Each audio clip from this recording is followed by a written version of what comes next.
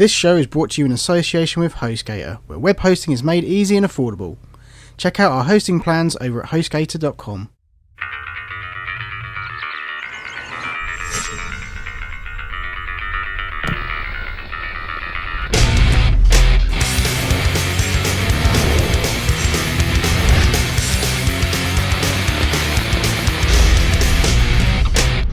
Hello and welcome to Gamers, Geeks and Media Freaks, the fortnightly show that brings you the latest news and reviews from the worlds of video games, movies, TV shows and technology. Episode 10, so we've been going strong for 10 episodes. Yay us. We've got loads to talk about today, no real reviews, lots of news, a bit like the last episode. Comic-Con's on at the moment as we're recording this. Some news has trickled out from that, which we'll be trying to talk a little bit about. But I think most of the Comic-Con stuff that we're really interested in we'll probably save for the next episode. But let's kick off with some video game news. So in video game news, we're going to talk a bit about some gameplay trailers that have recently been released. Back at E3, Warner Bros. Announced Mad Max, the video game, coming to Xbox and Xbox 360, Xbox One and PlayStation 4, I believe. Yeah. We were like, a bit like, yeah, okay, a tiny little trailer for it that didn't really show anything. I wasn't that bothered about it. I wasn't expecting too much from it. I'm sure you probably weren't either. You're probably a bigger Mad Max fan than I am. But, probably. You know, bothered about it? No. I think you would be. But they released a gameplay trailer that kind of actually looks alright, you know? I'm kind of like a little bit more intrigued into this now. I'm not as, you know, I wasn't that bothered to begin with. My expectations, I think, were so low. So when I saw this, I was like, oh, okay. Yeah. It could be fun. I think a lot of people are now still not getting their hopes up because the general rule of thumb is licensed games are not good games. Yeah. There's been a few exceptions to the rule. Funnily enough, though, one of the main exceptions was also WB Games was the Batman Arkham series because that wasn't particularly tied to a movie. Yeah. We're not sure whether if this Mad Max game is tied to the new movie that's being made, then the announcement is maybe a little weird or could be strange. Maybe it's going to be released with the film. I mean, the main character, Max, didn't look much like Tom Hardy. No. But so if it's its own thing and not tied to the film, then chances are it could be quite good. Yeah. Or it could be shamefully generic. That's the one risk. I think it's really going to go either way. It's either going to, like you say, be very kind of mediocre and kind of like very same as kind of a lot of other games in its kind of, like you say, the license kind of... movie to video game genre, but then there's a chance it could be freaking awesome. We'll see. I mean, it's developed by the guys who did Just Cause 2, so it's got a little bit of pedigree behind it. Yeah, it's got so that's cool. It looked interesting. What we actually saw, we saw a little bit of there was some CG in there, but we saw a little bit of on foot fighting. We saw lots of emphasis on cars and racing, a little bit sort of Twisted Metal. Almost slightly rage. It could be pretty fun. We'll just have to see. Well, obviously, if there's more details released about the game, we'll mention it on the show. We're talking about gameplay. We mentioned in the last episode about the 8 gig install for GTA 5. Around the time that we were shooting that episode, the new gameplay trailer hadn't come out, but we did insert that into the show. But just to talk a little bit more about it and our thoughts on it. Rockstar released a trailer that was how many minutes long? Kind of 5-6 minutes long? Something like that. For GTA 5 and kind of showed a lot more of kind of what you can do within the world. Yeah. It looks pretty cool. Gotta be honest. Yes, it does. I mean, GTA's one of those games that is just a massive... What I love about it is it's a massive time waste. It's like there are those people who sit down and go, right, mission, side quest, mission, whatever. You know, do all that kind of stuff. Then there's like me who'll be like, I'll do a mission and I'll go play some pool. Whatever. You know, or let's just go get drunk again for the 8th time, right? Yeah. Whatever. Or just constantly, you know, just pissing the police off and, you know, stuff like that. So, sounds like fun. Yeah, they showed a bit but that's the beauty of GTA. Yeah. You can't take them too seriously. I think the one aspect of the gameplay trailer that intrigues me the most, and I found most, is the switching between the characters and how their lives sort of play out. You can sort of almost at any moment kind of see what they're up to. I think that's pretty cool. Yeah. So like you said, pissing off the police, it'd be nice to kind of like switch to, say, Trevor, because I imagine he's the character who's going to be pissing the police off the road. And then sort of jumping straight into a 5-star chase. Yeah. That does. You know, it's like, this takes a lot of the work out. It's always instant gratification. I like that. Yeah, no, that's cool. what do you think about kind of like golf and things like that? You know what? Kind of cool. From what I can see, they look like fully realised sim games. Yeah. It looked like an actual golf I'm game. not sure it'd be quite game. as deep as like a Tiger Woods or whatever, but like I don't care. I'd rather play that than Tiger Woods. In some ways, this might be the most realistic Tiger Woods game. It's lifeless. I'm sure it is. Anyway, so overall the trailer looks pretty cool. You know, I love the missions and stuff as well. Where you need to sort of like pulling off jobs, switching between characters to perform different roles. Yeah. And all I like that. I think because it's the first time in a GTA where you've had multiple characters you can play, and they've not just done it and thrown that in there, shoehorned it in as kind of, you know, you can do this, or you can play the whole game as one character. It's kind of there's a necessity to do so. Yeah. They've made it like there's a purpose for it existing, not just saying, oh, with this time we have multiple characters, just so it's something else they can just say, oh, this game's got that. There's actually a reason for it. I think that's pretty cool. Excited. I was excited anyway, but I think that trailer just kind of really reaffirmed for me that I'm definitely going to have to get this game. On sort of like the last note, I felt very much that Grand Theft Auto 4 was kind of the same as previous gen, just on the next gen. A little bit. Yes and no. It did have some sort of... This one, it looks like they've taken what they've learnt from, say, Red Dead and other games and stuff, and they've kind of listened to fan feedback, and they're trying to do something really amazing. And I have to say, for this generation, I think this is probably going to be it. This is going to be the high point for this gen. It's cool. I'm excited. We will obviously talk way more about that when the game comes out. We get to play it and enjoy that. So speaking about next gen, Xbox One and PlayStation 4 pre-orders are sold out at Amazon US and other retailers. Yeah. There's reports. It's like I think it was GameStop. They sold out of PS4s and stopped taking PS4 pre-orders, and I think Best Buy stopped taking Xbox One, and they're all sold out there. Yeah. So it's looking good for next gen. It's looking good that that day one sales are already kind of. So the price didn't seem to affect anything then, really. Did I think there's a lot of people who've just been waiting so long for next gen that they're not. They're probably a little stung over the price, but they're gonna pay whatever anyway. Yeah. I think it's those kind of people. It's the early adopters who are always going to get stung with this kind of stuff anyway. But they're always going to be early adopters. They're always going to be the people that don't really care about the price. Like they probably do, but they'll just say whatever. I'll pay it anyway. I want to. I'm not happy about it, but I'll pay it. The good news is looks like there's enough early adopters to sell out and everything. That's cool. So for those people, looking good. Yeah, for those people who want next gen consoles, especially in the US, it's looking like they might have to wait for the next batch. Damn. Yeah. Some crazy shit. Sorry, guys. But it's a good indicator about the adoption rate of next gen, which is a good thing because a lot of devs still they are going to be releasing cross-gen versions and all that because they are worried that there won't be a big enough install base.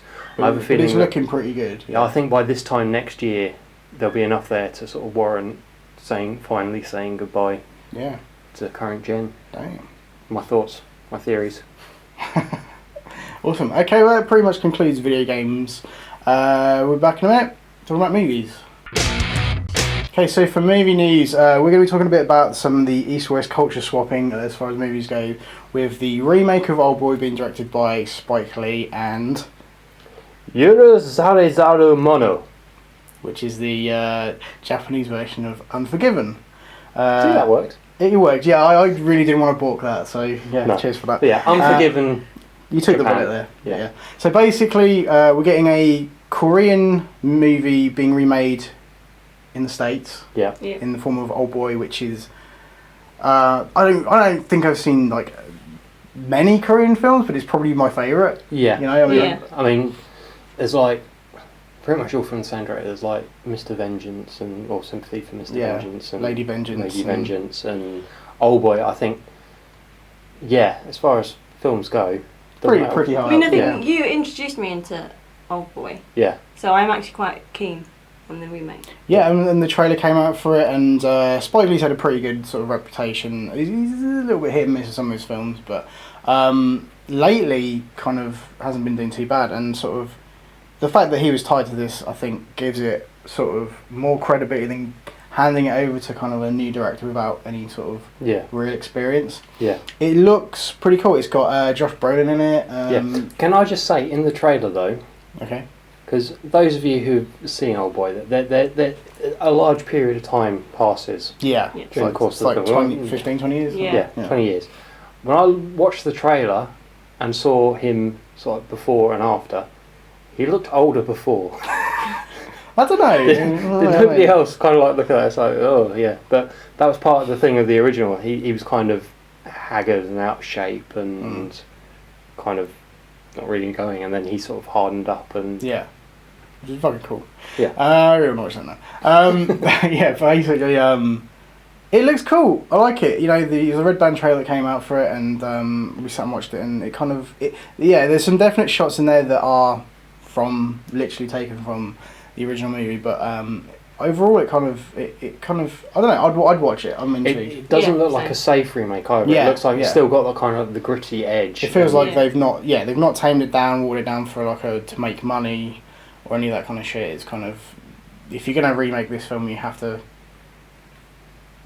hammer some people. Yeah. You know, that's it. Hammer some people. Yeah. So let's talk about the Unforgiven, the Japanese remake, which is kind of a strange. Yeah. Well, it's. Yeah, I was quite surprised. We've had Western remakes of Eastern films, and this is an Eastern remake of a Western. Yeah. Thing is, there's this whole history. I mean, The Magnificent Seven was a Western remake of Kurosawa.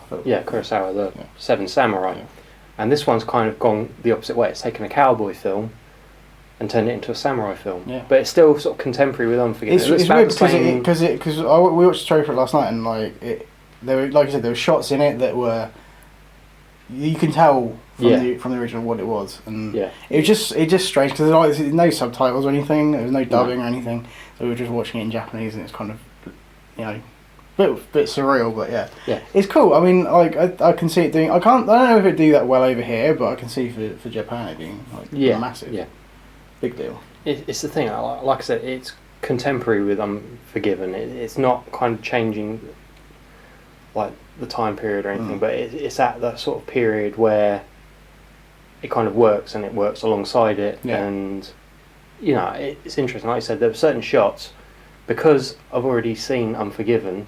In those shots, like you said, there was no subtitles. You knew what was happening because it already happened, and it's got Ken Watanabe in it, playing Clint Eastwood's role, and that's pretty cool. Yeah, he's awesome, and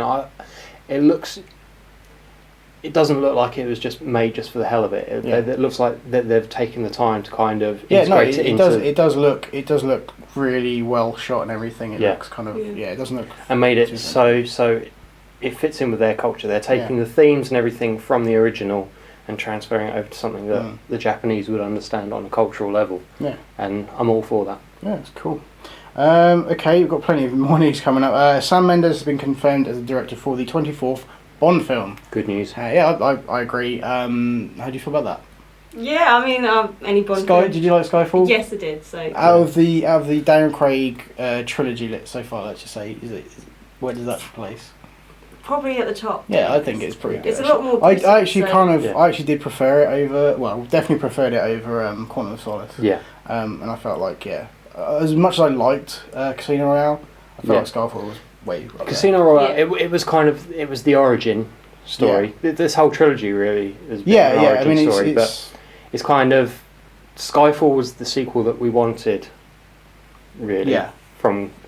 Instead of Quantum of Solace, but you need to watch Quantum of Solace to understand the progression and all that. So it's necessary. I mean, some people didn't like it. I don't really get that. I didn't see what there wasn't to like about it. But anyway, the fact that Sam Mendes has come back to direct the next one, I'm excited for that. Actually, knowing full well that I think there was always this thing of Skyfall. Was it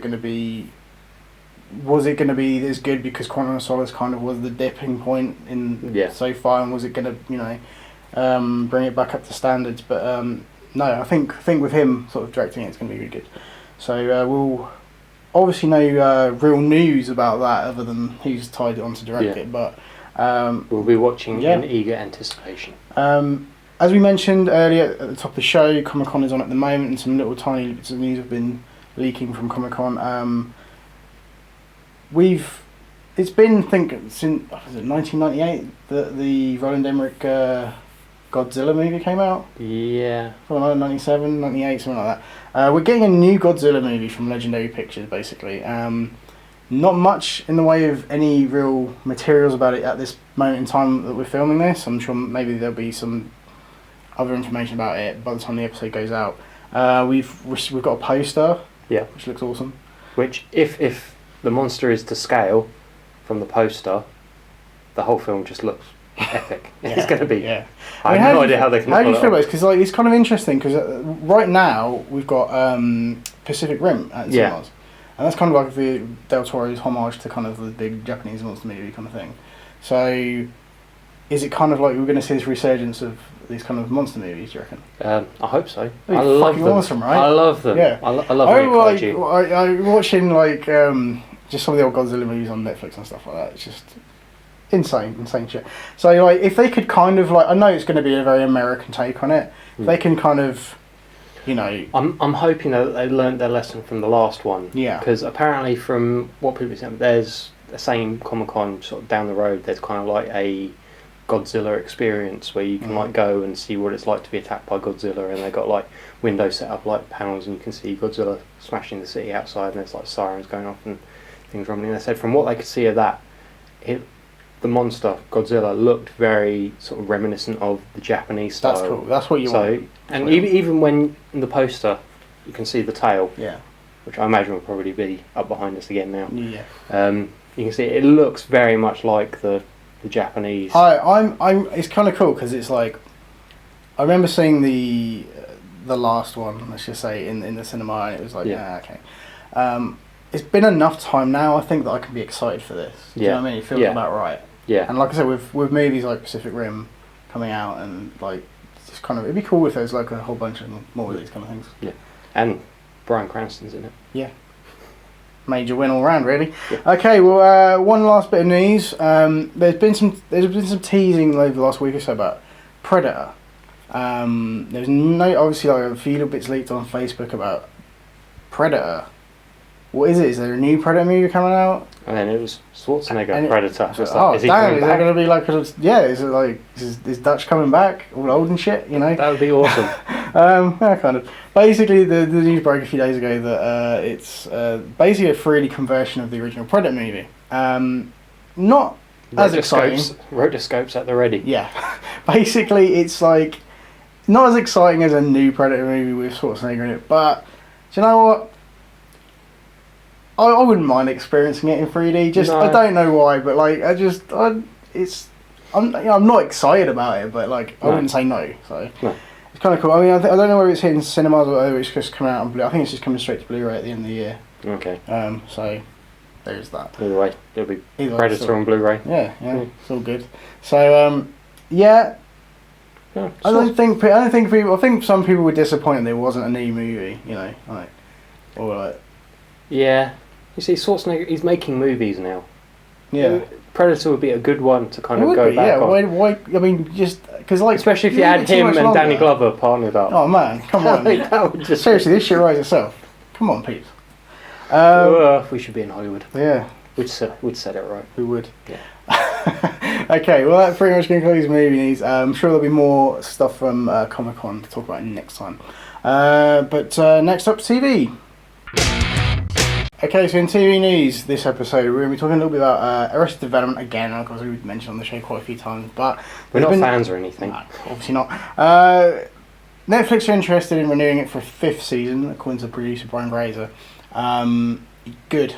Yeah. I think when we reviewed season 4 several episodes back, I said that it wasn't the perfect kind of comeback that we wanted it to be, or that I felt it needed to be. Yeah. But I'm sure with the success of it that we're going to see further seasons that they'll probably, develop it a bit more and kind of maybe bring it back to kind of how it was. I'm excited for it. It'd be nice if they can schedule it better so that more of the cast are there and they can do more of the group. Yeah, it'd be great. And take it back to the original format. Yeah, absolutely. Would be nice. We mentioned about Hemlock Grove getting a 2nd season, so I'm not surprised really. No. You're going to be watching it? What, Hemlock Grove? Yes. No, hell no. I don't know what to say. But yeah, no, it's no surprise really, because I think to be honest with you, I mean things like House of Cards and Hemlock Grove are pretty much original things for Netflix, even though House of Cards is like a remake of a British TV show. Yeah. They are literally straight up original stuff.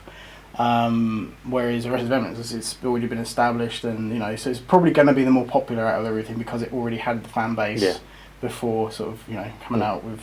Obviously, it's a 4th season, so. But yeah, 5th season. Of course, yeah, hell yeah. Why wouldn't we want that? Anyway. Answers on a postcard. Yeah. Why wouldn't we want that? Why wouldn't we want that? So, Marvel's Agents of S.H.I.E.L.D. Is going to premiere on the 24th of September. Woohoo! Yeah, we're all very excited about it. Big fans of the Marvel Universe and Avengers and things like that. I think people at Comic-Con have already seen the premiere. Oh, really? The pilot. Oh, cool. Well, I mean, I know there was like a trailer that came out. It was like a month or two back now. Yeah. It looked pretty awesome, so I'm looking forward to that. It's also been announced very recently that Kobe Smulders is going to be in it. Yes. He played Agent Maria Hill, who you may remember from the Avengers. Yeah, she's also going to be in Thor and the new Captain America as well. Awesome. I just read on IMDb she's in casting there, so it's probably small parts, obviously, but you see, busy. Really, for the whole Marvel movie universe, they're doing everything right. Yeah, they're doing absolutely. everything. The fact they got Kobe Smulders, I imagine she won't be regular cast member, probably but not. the fact she's got there, 'cause I doubt they could get Sam Jackson in it. If they could get Sam Jackson in for an episode, they might get him in like at the beginning and end of season, maybe. Just a little, but she's a good sort of.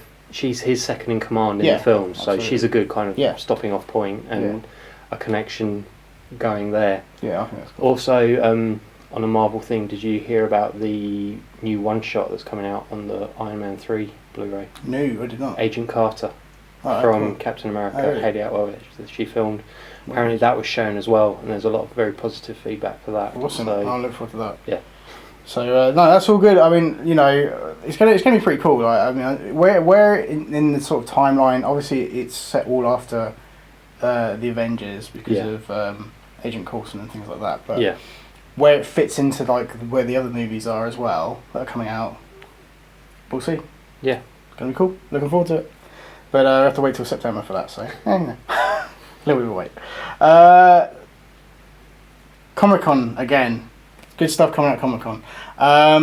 We're big fans of Walking Dead on the show. We've not really kind of hidden that fact. It's probably like is probably the most popular cable show in the US, I think. Yeah. And it's a little bit the king of cable. Yeah, I do believe it's the trailer. Season 4 trailer was released.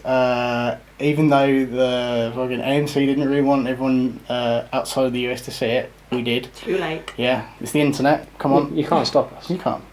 4.5 minute trailer, I do believe it was. Shows you a lot. I was not expecting it to show so much of. Because I mean, to us it just feels like season 3's already just ended. Yeah. It seems weird that they've already shot pretty much most of season 4, and that, that it's October 13th.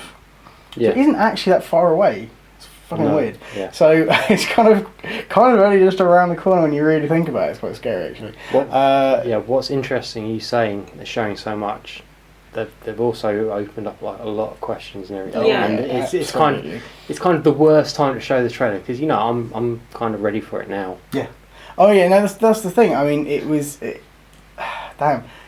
The show has been really good. It has had its moments where it's kind of the standard has dropped, slowed down a bit. And season 2 had ups and downs, and season 3 was better. This looks like it's kicked full into gear, and it's like they've kind of cut the bullshit and it looks extremely story driven, like throughout. Like it looks like it's kind of non-stop kind of peril, and I think that's needed for this. Yeah.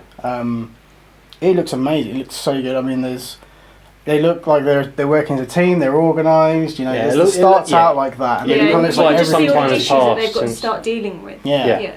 Sometimes past since the end of season 3, which had a kind of not climactic, kind of hopeful ending, and kind of like, okay, well, where are they going to go with this? There's obviously no problem, danger, and all that.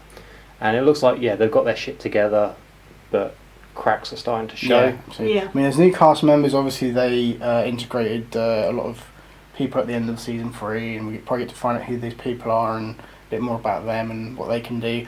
I think there's kind of almost hints as to somebody trying to sabotage their whole kind of safety, the whole thing of the prison. Whether or not that's going to be governor related or not, we'll see. But you say hints, maybe it's more like a big flashing neon sign. It is, they weren't exactly subtle I'm about with it. the governor. Yeah, I mean, it could have. I mean, he's not actually in the trailer, but presumably it's him. We'll see.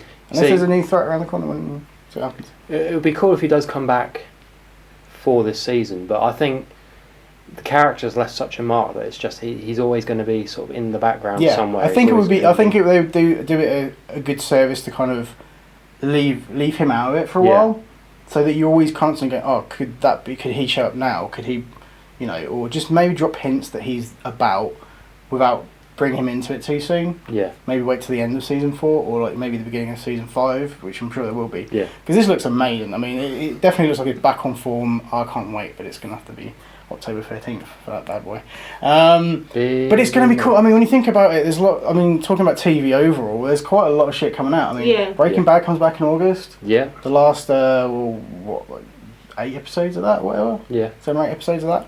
S.H.I.E.L.D. and Walking Dead, So really sort of like crazy. August, September, October is going to be a really busy... It's kind of almost one after the other kind of thing. It's pretty sweet. Awesome. It's also been revealed that True Blood's been renewed for a 7th season. That was kind of a story, but we can just say... Yeah. That's out there. Okay. Okay. Let's move on to tech. So in tech, not massive happening, but there's been one story that's kind of caught my eye this past week. The way technology is integrated into our lives is kind of amusing, really, because like we have devices that perform multiple functions now, and now say more than ever. Like we have cameras that are phones and phones that are cameras, and fucking this that does all sorts of shit. Like nothing ever has one purpose anymore, and that's never been more evident than when. Nokia have just announced the 1020 Lumia, which is obviously a Windows phone. It's in line with the rest of the Lumia. The one thing that's kind of different about this phone is that it's a 41 megapixel camera. Now, seems a bit overkill. For a phone, yeah. For a phone? I mean, it's just, it looks pretty much the same size as the Windows phones they've been putting out lately. This news struck and I was like, 41 megapixels, really? For you personally, I mean, you like photography, you're into that, and you have cameras and stuff. Personally, what do you feel about this? Do you feel there's a need for this? Why would you... No, but to be honest, no. I mean, I think with regards to like iPhones, I think iPhones are mainly used, their cameras are mainly used. I think they're the most used for taking photos, and I don't think you need to overdo it. Yeah, I think they're trying to. I think what Nokia trying to is saying, hey, we can do this. Like, why not? But it's like you said, it's overkill. It is a little overkill. Much. I don't know whether because when you start talking about like 41 megapixels, right? We're talking about you're talking professional photography. I don't even know any DSLR that has 41 megapixels. Am I just being... No, I don't think so either. Actually, it's quite crazy, really, when you think about it. It will, because my first question was, why would I want something that's that high resolution when I can't attach different lenses to it? But I actually read an article about it that said there should be 6 different lenses that you can attach. I think that's just made it worse. It's kind of I know. It's kind of like I think they're trying to blur the lines between your phone and. Just put it to your ear and you have a lens that just sticks out. I don't know. It is going to be overkill. There will be people that buy into it, but I think it's one of those things where don't do it. It's like, hey, look how good the resolution is on my phone. And people will be like, well, unless you're going to print out like a photo the size of your wall, why do you need that? No, I think it's way too much, and I'll be interested to find out how much this is actually going to go for. It's not only that; it's the fact that thinking about it, how the file size as well on a fucking photo that's 41 megapixels. Yeah. You know what I mean? It's mental. No. Yeah. I wouldn't get it. So it's kind of I wanted to mention it because it's it's not something that we talk about too often, but I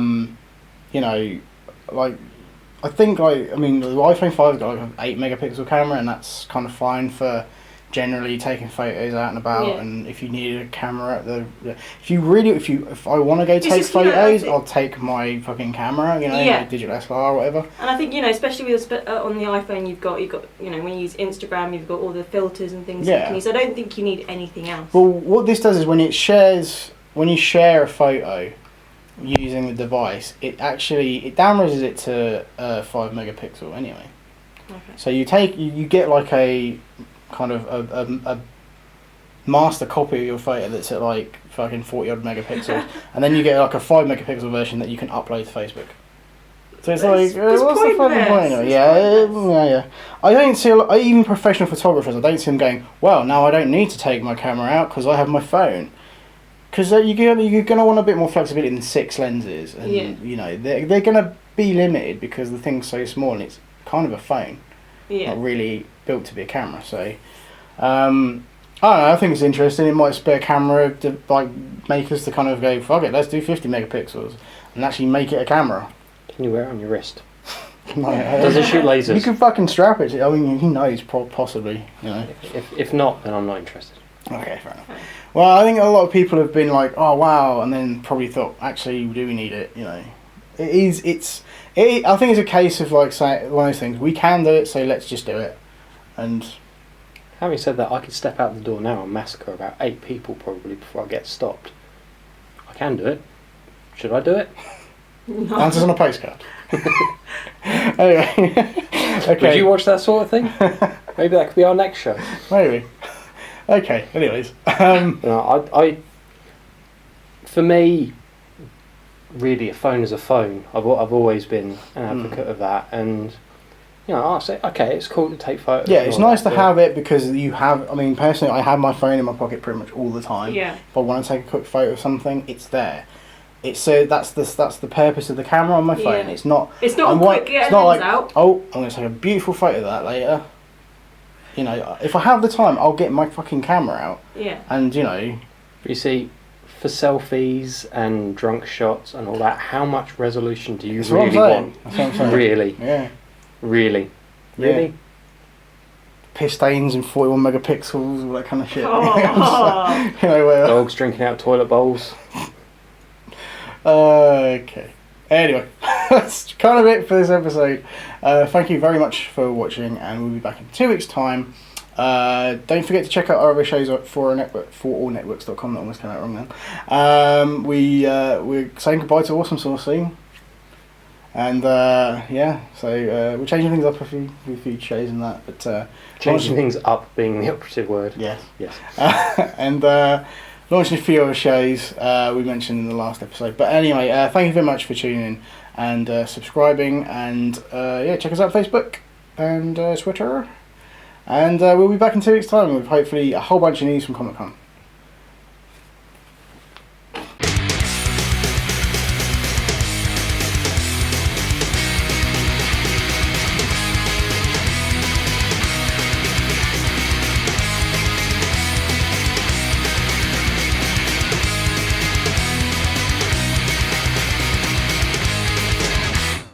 Like 7 minutes.